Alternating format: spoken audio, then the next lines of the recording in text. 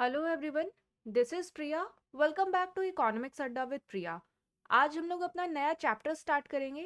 इसका नाम elasticity of supply यानी पूर्ति की लोच है।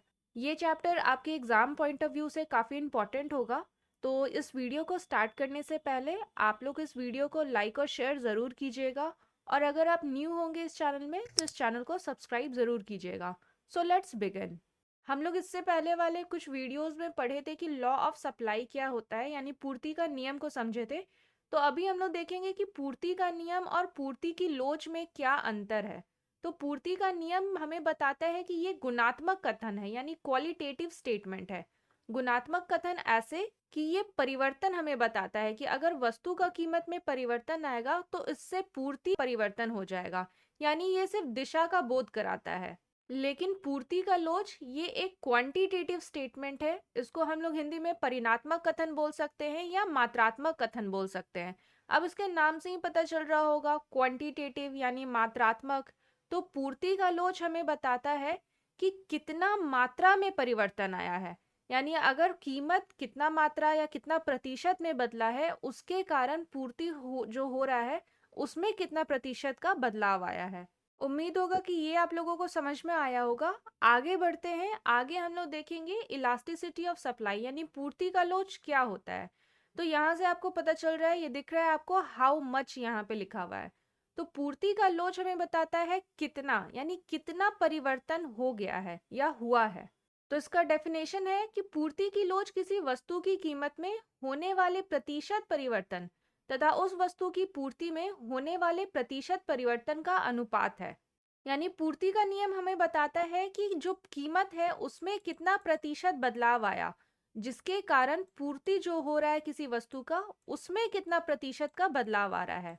पूर्ति का लोच को हम लोग शॉर्ट में ES लिखते हैं। यहाँ पे दिया हुआ है, उसको हम लोग शॉर्ट में ES लिखते हैं।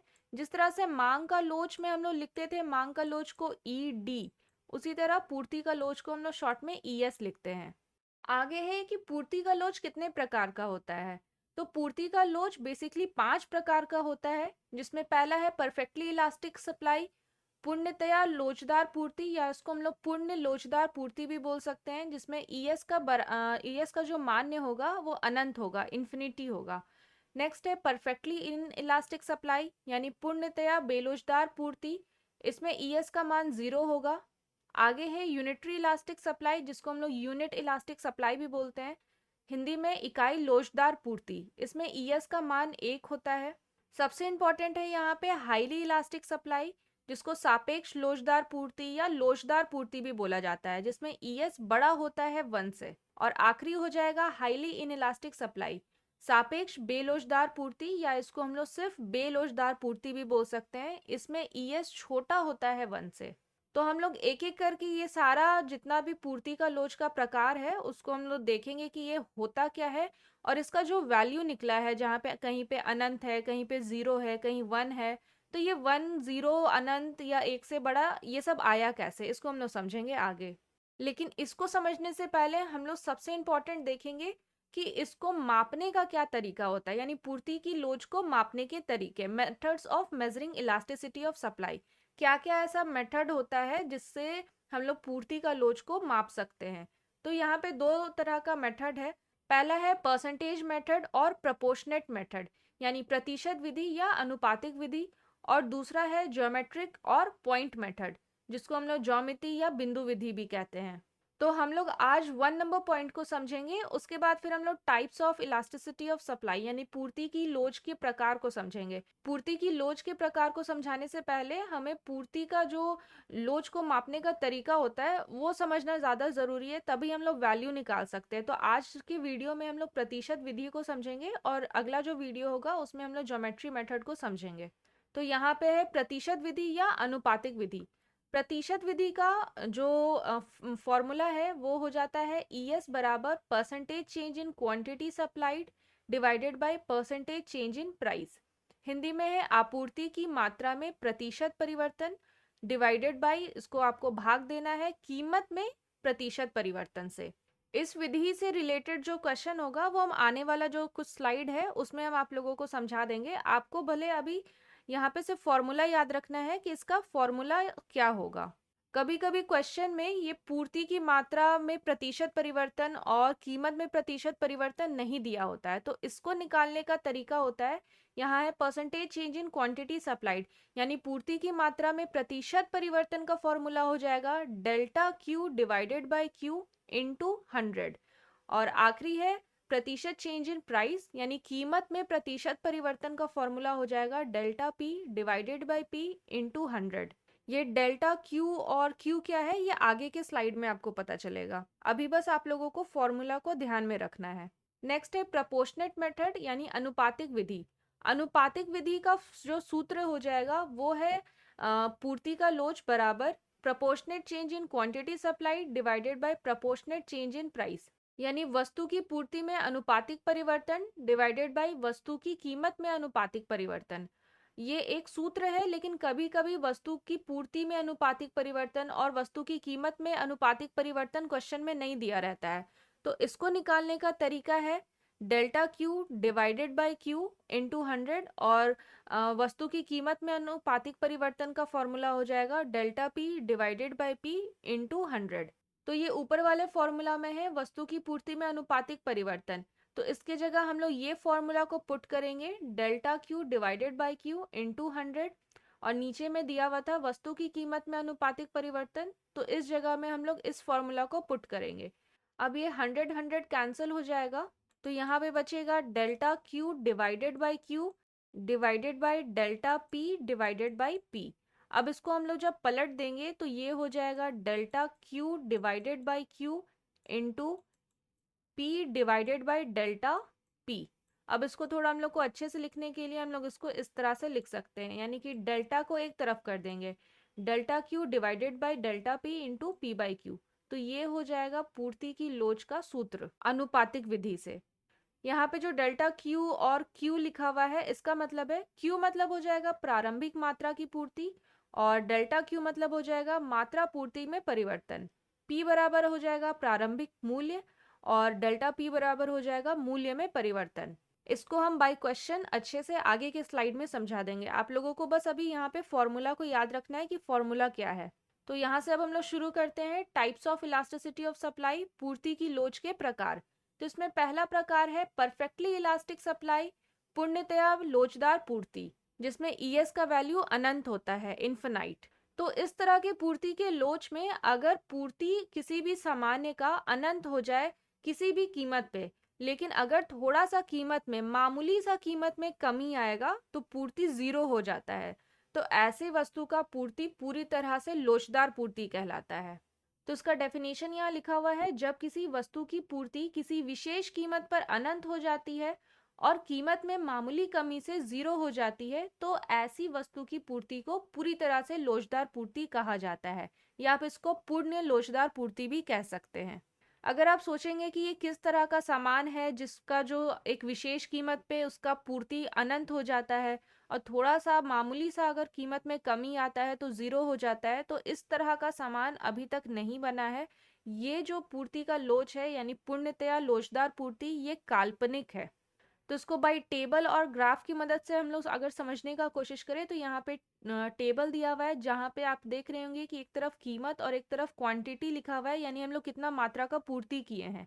तो कीमत जो होगा वो यहाँ पे स्थिर है, कीमत कीमत में कुछ भी परिवर्तन नहीं आ रहा है, लेकिन ये स्थिर कीमत पे भी जो मात्रा पूर्ति है वो बढ़ते चला जा रहा है। 30 रुपया जब कीमत था 100 सामान का पूर्ति हो रहा था, फिर 30 रुपया कीमत हुआ 200 सामान का पूर्ति हो रहा है, फिर से 30 रुपया कीमत हुआ तो पूर्ति का मात्रा और बढ़ गया, 300 सामान का पूर्ति हो रहा है। तो इसको जब हम लोग ग्राफ में अगर प्रदर्शित करना चाहेंगे तो वाई एक्सिस में हम लोगों को कीमत को दर्शाना है और एक्स एक्सिस में हम लोग क्वांटिटी को दर्शाएंगे जितना हम लोग मात्रा का पूर्ति किए हैं। उसके बाद जब आप लोग ग्राफ को बनाइएगा जहाँ पे 30 रुपया कीमत है 100 क्वांटिटी को बेच रहे हैं, तो 30 रुपया आपको देखना है कीमत में 30 कहाँ लिखा हुआ है और क्वांटिटी में 100 कहाँ है, दोनों से एक लाइन लेके आना है, दोनों लाइन जहाँ पे मिलेगा वहाँ पे एक बिंदु बना देना है। ठीक उसी तरह दूसरा नंबर में जब 30 रुपया कीमत है 200 सामान को बेच रहे हैं, तो 30 रुपया जहाँ पे कीमत है वहाँ से आपको एक लाइन लेके आना है और 200 जहाँ पे सामान आप पूर्ति किए हैं वहाँ से आपको लाइन लेके जाना है, दोनों लाइन जहाँ मिलेगा वहाँ पे एक बिंदु बना देंगे। और आखिरी का भी हम लोग वैसे ही करेंगे, अब ये सारे बिंदु को एक सीधा रेखा से जोड़ देना है। तो ये जो का वक्र बनेगा, ये आपका बनेगा एक्स अक्ष के समांतर क्षैतिज सीधी रेखा, यानी horizontal straight line parallel to X axis. अब हम लोग समझेंगे कि पूर्ण लोचदार पूर्ति में जहाँ पे ES का वैल्यू अनंत था, तो ये अनंत कैसे आया। तो आपको फॉर्मूला याद रखना है। फॉर्मूला था ES बराबर delta Q divided by delta P into P by Q। यही फॉर्मूला था। अब हम लोग फॉर्मूला में एक एक करके पुट करते हैं। डेल्टा Q मतलब होता है कि क्वांटिटी में आपका कितना का परिवर्तन आ रहा है। तो पहले 100 क्वांटिटी था, अब 200 क्वांटिटी हो गया, मतलब इससे पता चल रहा है कि 100 क्वांटिटी का परिवर्तन आया है। तो यहाँ पे हम लोग 100 लिख देंगे। उसी तरह डेल्टा P निकालना है, यानी कीमत में आपको देखना है कितना परिवर्तन आया। तो कीमत में जरा भी परिवर्तन नहीं आया, तो यहाँ डेल्टा P की जगह हम लोग 0 लिखेंगे। मल्टीप्लाई करना है P मतलब शुरुआत में कीमत कितना था, तो शुरुआत में कीमत 30 रुपया था। डिवाइड करेंगे Q से। Q मतलब शुरुआत में क्वांटिटी कितना था, तो क्वांटिटी शुरुआत में 100 था। अब जब इसको काटिएगा तो 100 कैंसिल हो जाएगा और ये बचेगा 30 डिवाइडेड बाई 0। अब किसी भी नंबर को अगर आप 0 से डिवाइड करेंगे तो उसका वैल्यू इन्फिनाइट आता है। तो इससे पता चल रहा है कि पूर्ण लोचदार पूर्ति में का जो वैल्यू होता है वो अनंत होता है। ये टेबल, ये पीछे वाला ही टेबल है। आगे बढ़ते हैं हम लोग दूसरा पूर्ति का लोच की तरफ, जिसका नाम है परफेक्टली इनइलास्टिक सप्लाई, पूर्णतया बेलोचदार पूर्ति। इसमें ES का वैल्यू 0 होगा। इस तरह की पूर्ति में वस्तु का कीमत में परिवर्तन होगा। वस्तु का कीमत चाहे बढ़ेगा या फिर घटेगा, लेकिन उसके कारण मात्रा पूर्ति में बिल्कुल भी परिवर्तन नहीं आएगा, यानी मात्रा जो पूर्ति है, मात्रा पूर्ति बिल्कुल स्थिर रहेगा। तो इस तरह के पूर्ति को हम लोग पूर्णतया बेलोचदार पूर्ति कहेंगे। इस टेबल से यहाँ समझेंगे। यहाँ पे टेबल दिया हुआ है। वस्तु का आप यहाँ देखिए, कीमत 20 से 30, 30 से 40 हो रहा है, यानी कीमत जो है वो बढ़ते चला जा रहा है, लेकिन क्वांटिटी जो है वो स्थिर है, यानी 100, फिर दूसरे में भी 100, तीसरे में भी 100। तो क्वांटिटी जो होगा वो बिल्कुल स्थिर रहेगा, कीमत बढ़ते चला जाएगा। अब इसको हम लोग ग्राफ में प्रेजेंट करेंगे, तो वाई एक्सिस में हम लोग प्राइस को दिखाएंगे, यानी कीमत को, और एक्स एक्सिस में हम लोग क्वांटिटी को प्रदर्शित करेंगे। यहाँ पे जब 20 रुपया कीमत था तो 100 सामान हम लोग बेच रहे थे, पूर्ति कर रहे थे। तो 20 जहाँ पे होगा कीमत में, वहां से एक लाइन लेकर के आना है, और 100 जहाँ होगा क्वांटिटी में, वहां से हमें लाइन लेके आना है। दोनों लाइन जहाँ मिलेगा वहां एक बिंदु बना देंगे। दूसरा वैसे ही है, जहाँ जब 30 रुपया कीमत था तो हम लोग 100 क्वांटिटी को बेच रहे थे। तो 30 रुपया जहाँ पे कीमत है वहां से सीधा लाइन लेकर के आना है, और 100 क्वांटिटी जहाँ पे होगा वहां से सीधा लाइन लेके आना है। दोनों लाइन जहाँ मिलेगा वहां एक बिंदु बना देना है। उसी तरह हम लोग तीसरा नंबर का भी करेंगे। उसके बाद जितना जो 3 बिंदु बना है उसको एक सीधा लाइन से हम लोग जोड़ देंगे। ये सीधा लाइन जो होगा वो वाई अक्ष यानी वाई एक्सिस के समांतर में होगा, और एक लंबवत सीधा रेखा होगा, वर्टिकल लाइन होगा, जो वाई एक्सिस के पैरेलल में होगा। आप लोगों को अपने एग्जाम पॉइंट ऑफ व्यू से ये याद रखना होगा कि परफेक्टली इलास्टिक या परफेक्टली इन इलास्टिक, यानी पूर्ण लोचदार पूर्ति, पूर्ण बेलोचदार पूर्ति, ये सब का ग्राफ किस तरह से बनता है। ये ग्राफ काफी इंपॉर्टेंट होगा। तो हम लोग इस टेबल की मदद से आगे सीखेंगे कि इसका जो वैल्यू है 0, यानी पूर्ण बेलोचदार पूर्ति का जो वैल्यू था, ES का वैल्यू 0 था, वो कैसे आया। तो आपको पता है ES का वैल्यू जो है इसका 0 है। हम लोग चेक करते हैं कि ES का वैल्यू ये 0 कैसे आया। फॉर्मूला सेम हो जाएगा, ES बराबर delta Q divided by delta P into P by Q। अब आपको चेक करना है डेल्टा Q कितना है, यानी क्वांटिटी में आप कितना परिवर्तन देख रहे हैं। तो क्वांटिटी में 0 परिवर्तन, कुछ भी परिवर्तन नहीं हो रहा है, तो यहाँ 0 लिखेंगे। Divided by delta P। Delta P मतलब कि आपका कीमत में कितना का परिवर्तन आ रहा है। पहले 20 रुपया था, अब 30 रुपया कीमत हो गया है। तो इससे पता चल रहा है कीमत में 10 रुपया का परिवर्तन आ रहा है। तो यहाँ 10 लिखेंगे इंटू P मतलब शुरुआत में कीमत कितना था, तो वो 20 था, और Q मतलब जो क्वांटिटी है वो शुरुआत में कितना था, तो वो 100 था। अब 0 0 कैंसिल हो जाएगा, यहाँ पे 1 बचेगा, और ये हो जाएगा 50। अब ये 0 इंटू 1 जो है वो 0 हो जाएगा डिवाइडेड बाई 50। अब 0 को अगर आप डिवाइड कीजिएगा किसी भी नंबर से तो उसका वैल्यू जो होगा वो 0 आएगा। यहाँ यानी इससे पता चल रहा है कि पूर्ण बेलोचदार पूर्ति का जो वैल्यू होता है वो 0 होता है। उम्मीद है कि ये आप लोगों को समझ में आया होगा। नेक्स्ट है third number, very important, unitary elastic supply, या आप इसको यूनिट इलास्टिक सप्लाई भी बोल सकते हैं। हिंदी में इसको इकाई लोचदार पूर्ति बोलते हैं, जिसमें ईएस का वैल्यू 1 होता है।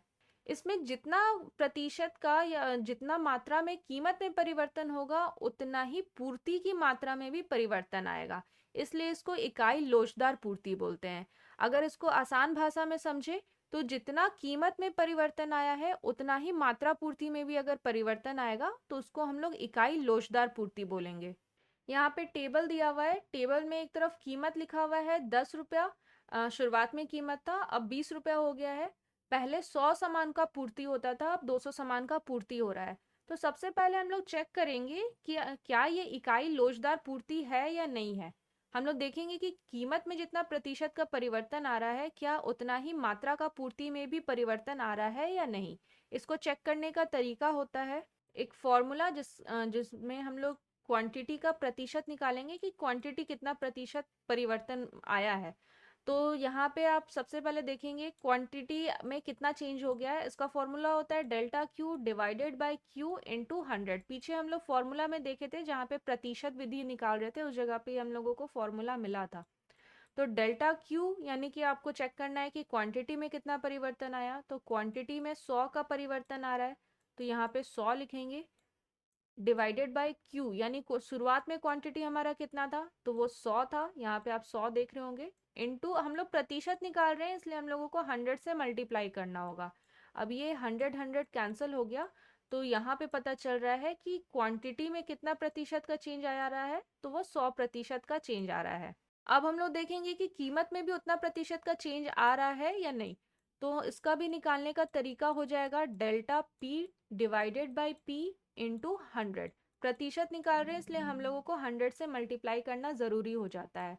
डेल्टा पी मतलब कीमत में कितना परिवर्तन आ रहा है, तो कीमत में 10 रुपये का परिवर्तन आ रहा है, तो यहाँ पे लिखेंगे हम लोग 10 डिवाइडेड बाई शुरुआत में कीमत हमारा कितना था, तो वो 10 था, इंटू 100। अब यहाँ पे जो 10 है वो कैंसिल हो जाएगा, तो यहाँ पे कीमत का प्रतिशत आ जाएगा 100%। यहाँ पे जो क्वांटिटी में बदलाव आया था वो 100% था, और कीमत में जो बदलाव आ रहा है वो भी 100% है। तो ये जो डेफिनेशन है, डेफिनेशन से तो क्लियर हो गया था कि जितना क्वांटिटी या जितना कीमत में बदलाव आएगा, उतना क्वांटिटी में भी बदलाव आएगा। तो इससे पता चल रहा है ये टेबल यूनिटरी इलास्टिक सप्लाई यानी इकाई लोचदार पूर्ति का है। अब इस टेबल की मदद से हम लोगों को ग्राफ बनाना है, तो सेम वैसे ही प्राइस वाई एक्सिस में डिनोट करेंगे और एक्स एक्सिस में क्वांटिटी को दिखाएंगे।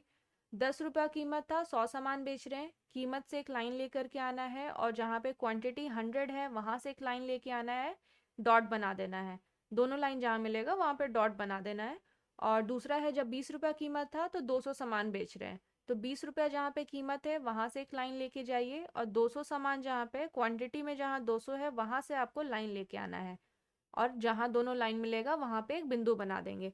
अब ये दोनों बिंदु को हम लोगों को स्ट्रेट लाइन से मिला देना है। इसका जो ग्राफ बनेगा वो मूल्य बिंदु से गुजरने वाली 45 डिग्री सीधी रेखा, यानी कि ये जो रेखा होगा ये वो मूल्य बिंदु से ओरिजिन से 45 डिग्री का एंगल बनाते हुए सीधा रेखा क्रॉस होगा।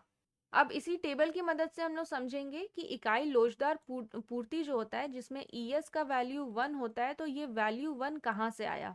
तो फॉर्मूला अप्लाई करेंगे, ईएस बराबर delta Q divided by delta P into P by Q. ये सेम फॉर्मूला है, इसमें डेल्टा क्यू कितना हो जाएगा, तो आप ही लोग बताइए। आपको देखना है क्वांटिटी में कितना चेंजेस आ रहा है। तो पहले 100 था, अब 200 हो गया, तो ये 100 का चेंजेस आ रहा है, तो हम लोग यहाँ पे 100 लिखेंगे, डिवाइडेड बाई डेल्टा पी कितना हो जाएगा, यानी कीमत में कितना चेंज आ रहा है, तो ये 10 रुपया का चेंज आ रहा है, तो 10 आपको यहाँ पे लिखना है, मल्टीप्लाई शुरुआत में कीमत हमारा 10 था और शुरुआत में क्वांटिटी हमारा 100 था, तो 100 लिखेंगे।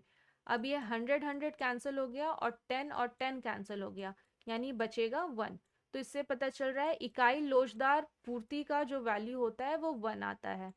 उम्मीद है कि ये आप लोगों को समझ में आया होगा। हम लोग फोर्थ नंबर की ओर बढ़ते हैं। हाईली या रिलेटिव इलास्टिक सप्लाई, लोचदार पूर्ति इसको बोला जाता है, या आप इसको सापेक्ष लोचदार पूर्ति भी कह सकते हैं। इसमें ईएस का वैल्यू 1 से बड़ा होता है। इसमें कीमत में जितना प्रतिशत का परिवर्तन आएगा, उससे अधिक प्रतिशत का परिवर्तन मात्रा पूर्ति में देखा जाएगा। तो इस तरह को हम लोग बोलेंगे लोचदार पूर्ति या सापेक्ष लोचदार पूर्ति। यानी सरल भाषा में इसको समझे तो कीमत में जितना प्रतिशत का परिवर्तन आ रहा है, उससे अधिक परिवर्तन अगर मात्रा पूर्ति में आएगा तो उसको हम लोग लोचदार पूर्ति कहेंगे। तो हम लोग इस टेबल से समझेंगे। पहले इस टेबल को हम लोग चेक करते हैं कि क्या ये लोचदार पूर्ति का टेबल है या नहीं है। तो लोचदार पूर्ति हमें बताता है ना कि कीमत में जितना प्रतिशत का परिवर्तन आ रहा है, उससे अधिक प्रतिशत का परिवर्तन क्वांटिटी में देखने को मिलेगा। तो चेक करते हैं कि कीमत में कितना प्रतिशत का परिवर्तन आ रहा है। फॉर्मूला हो जाएगा delta P divided by P into 100। तो डेल्टा पी हो जाएगा 20 रुपया से 30 रुपया समान हो गया है, यानी कि 10 का परिवर्तन आया। तो हम लोग यहाँ पे लिखेंगे 10। शुरुआत में हमारा कीमत 20 रुपया था, तो यहाँ 20 लिखेंगे इंटू 100। अब इसको जब हम लोग सॉल्व करेंगे तो ये हमारा आ जाएगा 50। 10 इंटू 5 हो जाएगा 50%, यानी कीमत में 50% का परिवर्तन आया है। उसी तरह क्वांटिटी में चेक करेंगे कि क्वांटिटी में जो है वो कितना प्रतिशत का परिवर्तन आ रहा है। तो सेम फॉर्मूला है delta Q divided by Q into 100। अब इसी फॉर्मूला में हम लोगों को पुट करना है डेल्टा क्यू, यानी क्वांटिटी में कितना का चेंज आ रहा है। तो 30 से 60 हो रहा है, यानी 30 का चेंज आ रहा है, 30 का बदलाव आ रहा है। तो डेल्टा क्यू की जगह हम लोग लिखेंगे 30 डिवाइडेड बाई शुरुआत में क्वांटिटी हमारा कितना था, तो वो 30 था, इंटू 100। तो ये जो 30 है ये कैंसिल हो जाएगा, तो बचेगा 100, यानी 100%। अब आप यहाँ देखिए कि कीमत में 50% का परिवर्तन आ रहा है, लेकिन क्वांटिटी में 100% का परिवर्तन आ रहा है। तो डेफिनेशन यही बोलता है कि कीमत में आप जितना प्रतिशत का परिवर्तन करेंगे, उससे अधिक प्रतिशत का परिवर्तन आपको मात्रा पूर्ति यानी क्वांटिटी में देखने को मिलेगा। तो ये आपका लोचदार पूर्ति का टेबल है। अब इसी की मदद से हम लोगों को ग्राफ को समझना है। तो ग्राफ बनाने के लिए वैसे ही वाई एक्सिस में कीमत को दर्शाएंगे और एक्स एक्सिस में क्वांटिटी को दर्शाएंगे। ये वाई एक्सिस में कीमत को दर्शाना जो हम यहाँ पे लिखा हुआ है वो लिखना बहुत ज़रूरी होता है, नहीं तो पता नहीं चलेगा कि वाई एक्सिस और एक्स एक्सिस में आप क्या दर्शा रहे हैं। उसके बाद इक्वल इंटरवल में दोनों जगह पे दोनों एक्सिस में हम लोगों को नंबर पुट करना पड़ता है। जहाँ पे 20 कीमत है, 30 सामान का पूर्ति हो रहा है, तो कीमत में जहाँ 20 है वहां से हमें सीधा लाइन लेकर के आना है, और क्वांटिटी में जहाँ 30 है वहां से सीधा लाइन लेके आना है। दोनों लाइन जहाँ मिलेगा वहां पे एक बिंदु बना देंगे। ठीक उसी तरह जहाँ पे 30 कीमत है, एक लाइन लेकर के आइए, और जहाँ पे 60 क्वांटिटी है वहां से एक लाइन लेकर के आइए। दोनों लाइन जहाँ मिलेगा वहां पे एक बिंदु बना दीजिए, और ये दोनों बिंदु को आपस में एक रेखा से जोड़ दीजिए। तो आपको तो ग्राफ देख के ही पता चल जाएगा। आप यहाँ पे देखिए कीमत में थोड़ा सा परिवर्तन, ये एरो हम लोगों को दिखा रहा है कि कीमत में थोड़ा सा परिवर्तन आया, लेकिन क्वांटिटी के पास जो एरो बना हुआ है वो बहुत बड़ा एरो है। तो इससे पता चल रहा है कीमत में थोड़ा सा परिवर्तन आ रहा है, लेकिन जो मात्रा पूर्ति है उसमें बहुत ज्यादा परिवर्तन आ रहा है। तो ये लोचदार पूर्ति का ग्राफ बन जाएगा। इसका जो ग्राफ होता है, इसका जो ये सप्लाई कर्व होता है, वो फ्लैटर सप्लाई कर्व होता है, यानी चाप पूर्ति वक्र होता है। जब आप लोग अपने नोट कॉपी में बनाएंगे तो इसका जो कर्व बनेगा वो कुछ इस तरह से फ्लैट बनेगा। तो ये है लोचदार पूर्ति। अब इस टेबल की मदद से हम लोग समझेंगे कि जो लोचदार पूर्ति है उसमें ईएस का जो वैल्यू होता है वो 1 से बड़ा कैसे हो जाता है। तो सेम उसी तरह से फॉर्मूला को अप्लाई करना है। ईएस बराबर delta Q divided by delta P into P by Q. Same formula हो जाएगा। डेल्टा क्यू क्वांटिटी में कितना का परिवर्तन आ रहा है, तो 30 का परिवर्तन आ रहा है, तो यहाँ पे 30 लिखेंगे। प्राइस में देखेंगे कितना परिवर्तन आ रहा है, तो 10 का परिवर्तन आ रहा है, यहाँ पे 10 लिखना है। शुरुआत में कीमत हमारा 20 था और शुरुआत में क्वांटिटी हमारा 30 था। अब ये 30 कैंसिल हो गया और ये 0 कैंसिल हो गया, तो जो वैल्यू आएगा वो 2 आएगा। यानी इससे पता चल रहा है जो पूर्ति का लोच है, जो ईएस का वैल्यू आया है वो 2 आया है, यानी ईएस का वैल्यू जो है वो 1 से बड़ा है। इसलिए ये लोचदार पूर्ति का जो वैल्यू होता है वो 1 से बड़ा होता है, ग्रेटर देन 1 होता है। आखिरी है हमारा हाईली इनइलास्टिक सप्लाई, बेलोचदार पूर्ति, या इसको सापेक्ष बेलोचदार पूर्ति भी बोला जाता है। इसमें ईएस का वैल्यू 1 से छोटा होता है। इसमें जितना परिवर्तन कीमत में आया है उससे कम का परिवर्तन मात्रा पूर्ति में आएगा, तो इस तरह को हम लोग बोलेंगे बेलोजदार पूर्ति। सिंपल में समझे तो कीमत में जितना प्रतिशत का परिवर्तन आ रहा है उससे कम प्रतिशत का परिवर्तन क्वांटिटी में आएगा, तो इस तरह का हो जाएगा बेलोजदार पूर्ति। यहाँ पे हम आपको ये थोड़ा साइज जो है वो दिखा करके समझाना चाह रहे हैं कि कीमत में जितना प्रतिशत का परिवर्तन आ रहा है उससे कम प्रतिशत का परिवर्तन क्वांटिटी यानी मात्रा पूर्ति में आएगा, तो वो बेलोजदार पूर्ति कहलाएगा। इसको भी हम लोग इस टेबल से समझेंगे। पहले देखेंगे ये क्या ये टेबल बेलोजदार पूर्ति का है या नहीं है। इसको चेक करने का तरीका, कीमत का प्रतिशत निकालिए कि कीमत में कितना प्रतिशत का परिवर्तन आया है। सेम फॉर्मूला हो जाएगा delta P divided by P into 100। ये फॉर्मूला तो अब आप लोगों को याद हो गया होगा और ये अब तो समझ में भी आ रहा होगा कि कैसे निकालते हैं, क्वेश्चंस कैसे बनाते हैं।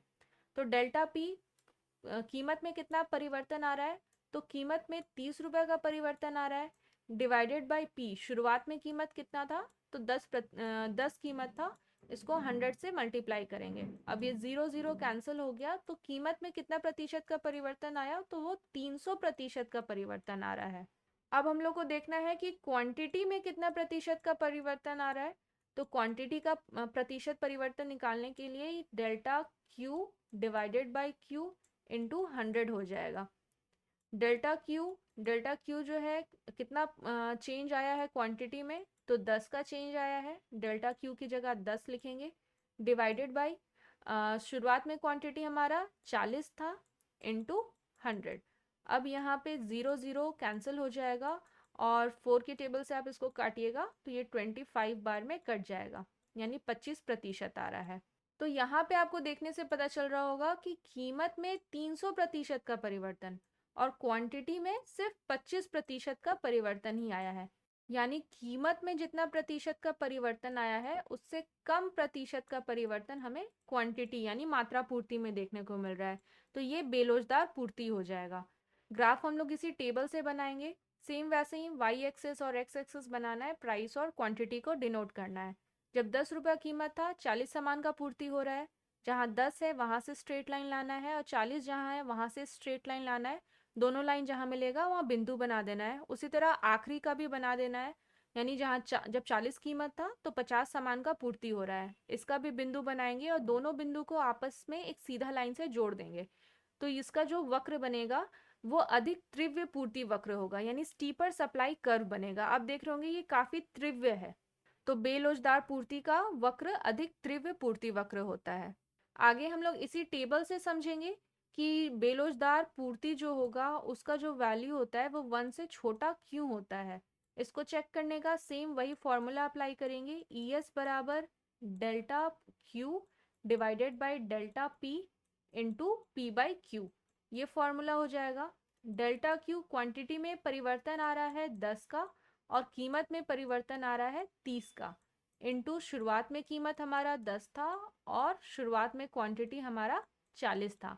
अब जब इसको आप सॉल्व कीजिएगा तो 0 कैंसिल हो जाएगा, ये बचेगा 1/12, यानी इसको सॉल्व करने पे आएगा 0.0833 कुछ करके आएगा।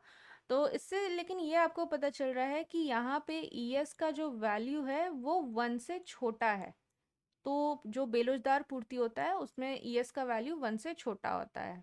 तो यहाँ तक था हम लोगों का पूर्ति का लोच और पूर्ति का लोच का प्रकार। इसमें हम लोग एक विधि को भी समझे हैं कि उस विधि की मदद से जो क्वेश्चन है या जो भी पूर्ति का लोच का प्रकार है उसका वैल्यू को कैसे निकालते हैं। उम्मीद है कि आप लोगों को ये समझ में आया होगा।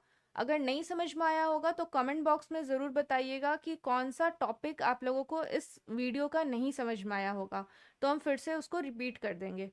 प्रीवियस वीडियो का हमारा क्वेश्चन ऑफ द डे था, in which of the following the law of supply does not apply. पूर्ति का नियम इनमें से किस में लागू नहीं होता है। आपको बताना था कि ये जो 4 ऑप्शन दिया हुआ है इसमें पूर्ति का नियम किस में लागू नहीं होता है। तो इसका सही आंसर हो जाएगा ऑल ऑफ द अबव, ऊपर का सभी, यानी ऑक्शन, रेयर गुड्स और पेरिसेबल गुड्स, नीलामी, दुर्लभ सामान और खराब हो जाने वाले सामान में पूर्ति का नियम लागू नहीं होता है। तो इसका आंसर ऑप्शन डी होगा। आप लोगों में से बहुत सारे व्यूवर्स ने इसका करेक्ट आंसर दिया। आज का हमारा क्वेश्चन ऑफ द डे है इलास्टिक सप्लाई। लोचदार पूर्ति। आपको बताना है कि लोचदार पूर्ति का जो वैल्यू होता है वो इनमें से 4 ऑप्शन में कौन-सा होगा? आप लोग अपना आंसर कमेंट बॉक्स में दीजिएगा।